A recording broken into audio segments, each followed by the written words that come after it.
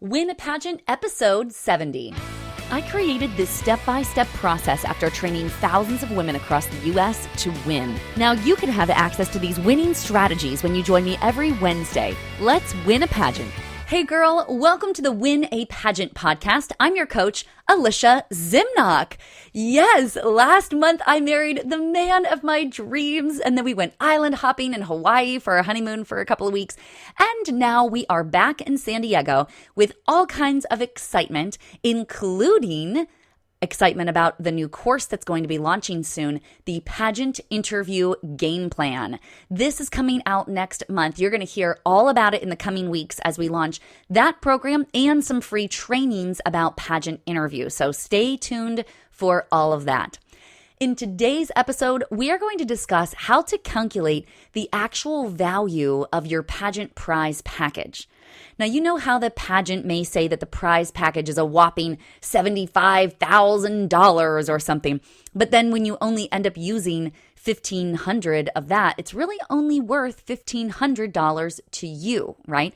So before you decide to enter a pageant, you've got to first name your goals and then commit to growing regardless of the outcome. But also remember this, some women end up winning pageants and then they're shocked to discover that the prize package is rather sparse and the title could even be more trouble than it's actually worth when you're looking at the commitment you've made to growth and to your goals. Once you've calculated the true value of the prize package to you at this moment in your life, then you'll be much wiser about making a decision to prepare for the pageant and to budget in order to actually win. Now, of course, you know that there are costs involved in every hobby and every career move, and pageants are no different. Plus, it's not easy to win a pageant. There are a lot of things that you have to afford, that you have to give up and really buckle down on. So if you have to, remortgage your house and postpone your sister's heart surgery just to compete in a pageant, then you may want to at least make sure that the juice is worth the squeeze. In this episode, I'm going to share with you the 6-step pageant prize calculation process that's going to help you to identify how much the pageant is really worth to you, which is going to help you to prepare your budget, and it's going to help you decide what you're willing to give up and where you draw the line. So the first step in this process is not very glamorous, but I promise it's going to keep you very organized, and that is to create a spreadsheet. So your spreadsheet is going to have 4 columns and several rows. Now, the second step is to look at the first column. For each of the rows going down, I want you to list one of the gifts that you are receiving or the obligations, so the stuff that you are required to do. For example, if you are getting a crown and a sash, that would be one line item that would go in the first row. In the second row, same column, you might put a bouquet of flowers. The third one, you might put a photography session with a local photographer. You might put a pair of ice skates if you're receiving that, or a $500,000 scholarship to a chiropractic school. That would also go in a row in the first column. Now, your obligations are things that you have to do. So if you have to compete at nationals, that goes on a row. Or if you have to be present at a certain appearance on a certain day, wherever that may be, that also goes on a row. So step number 2 is you're just filling that first column with all of the gifts you're receiving and your obligations. Now, step 3 happens in the second column. This is where we put all of the opportunity value that each one of these gifts and obligations give to you. So you want to consider how you are growing and developing, maybe who you are meeting or where you get to go. And you also want to consider this time in your life, these opportunities may be especially unique, and you might not be able to do these at any time in your life, but especially now. So in this column, you want to write things like gaining skills in public speaking or learning specific lessons. Maybe you're growing your network for career opportunities, or maybe you get to just try cool things like skydiving or riding a hot air balloon or riding on a tractor, things that you may not otherwise have had the experience in doing. So we're going to put all of these next to each one of the gifts and obligations in the second column. Now, the fourth step is to actually create a column for opportunity cost. So based on every one of these gifts and all of these obligations and opportunities, what are you going to actually have to give up? For example, if you have to attend the national pageant, maybe you win a state pageant, you have to go to nationals, that's a line item as an obligation, but you're also receiving it, of course. So that's in column number 1. In column number 2, you have put all of the value that you are gaining, the people that you're meeting, the experiences that you're having, the credibility, and just the opportunity that you get from that. And then in column number 3, you might have to give up, for example, a beach vacation with your family. Maybe every year your entire family gathers together to go to the beach in North Carolina or something, and it happens to fall the exact same week as nationals. So you might miss out on that opportunity in order to attend the national pageant. You want to write that down. Even though you might say, Alicia, I'm willing to give that up. Like, it's fine. It's okay if I do that. That's okay. But I still want you to put it there because it still is an opportunity cost. It still costs you something. In this column, we are also putting in actual time and financial costs. So, for example, if you are spending a lot of money for travel during your year, that is also considered a cost. So again, go through all of the gifts and through all of the opportunities that you're having or obligations that you have to attend. Consider how that's going to affect you time-wise and financially. That goes into the opportunity cost area. Now, it gets a little tricky in step number 5. This is for the 4th column of your spreadsheet. In this area, we've got to assign a numerical value to every one of the opportunity values and opportunity costs.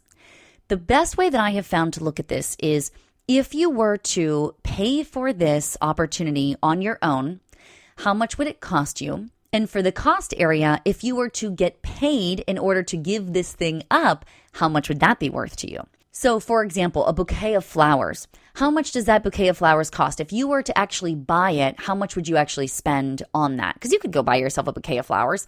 You could easily do that. So how much would that be worth? And if you were to get paid to not attend your beach vacation with your family, how much would that be worth? How much would you want to get paid to not attend the event? That's how you actually get a numerical value or a monetary value for each one of those things. Now, a special caution here, I want you to pay attention to the things that already have monetary assigned value, but are actually of no use to you at all. So for example, if you are gaining a $500,000 scholarship to a chiropractic school, but you have no interest in attending a chiropractic school, then that is worth $0 to you because you basically aren't using that. You might be receiving it, but you're not going to implement it. You can't sell it to anyone. So that's of no value at all. If you're receiving a pair of ice skates and you are not an ice skater and you have no desire to become one, you might be able to actually sell those ice skates to someone else and make a little money on it. So then that might be worth $75 to you or something. But if you are an ice skater and you've been needing a new pair of ice skates and you would love to have the ones that are embroidered with your title next to them, now this is going to be worth a lot more in terms of value. So you want to give it a number. Now, of course, this is not going to be black and white. There's going to be a lot of gray area here. So you just want to give it a value that feels right in the moment, recognizing that, it's not a perfect science. Now, as you assign a numerical value, you want to consider if it is a positive value or a negative value. So is it something that you are gaining or something that you are giving up? If you are going on the beach vacation and that's worth $20,000, that's what, if you had to not go on the beach vacation, you would say, the only way I would do that is if someone paid me $20,000. Okay, well then that's a negative because you're actually giving up $20,000 to attend the pageant. Okay, I'm hoping you're following along with what I'm saying here. So the idea is we want to have either a positive or negative value. Because step number 6 is we are actually going to figure out how much the pageant's actually worth. What is this prize package actually giving us? And to do this, we are going to add all of the positive values and subtract all of the negative values. In the end, you should have either a positive or a negative number. Of course, we're hoping that you have more positive than negative because that means that the pageant is actually bringing value to your life than costing you more. Now, here's what's very important. I have 2 very important points that I want to share with you. The first is that I do not want you to be fooled that all pageants bring value. They do not. you might actually be competing in a pageant that does not provide you value and is actually going to be more of a drain on your opportunities in your life right now. So for example, if you are in med school and by competing and winning this pageant, you actually have to give up your spot in Harvard Med School, that might not necessarily be worth competing in a pageant, especially if you don't really get anything out of it. That's why it's so important to look into the prize package. What am I really giving up and what am I actually gaining? Don't just think that everything that glitters is gold.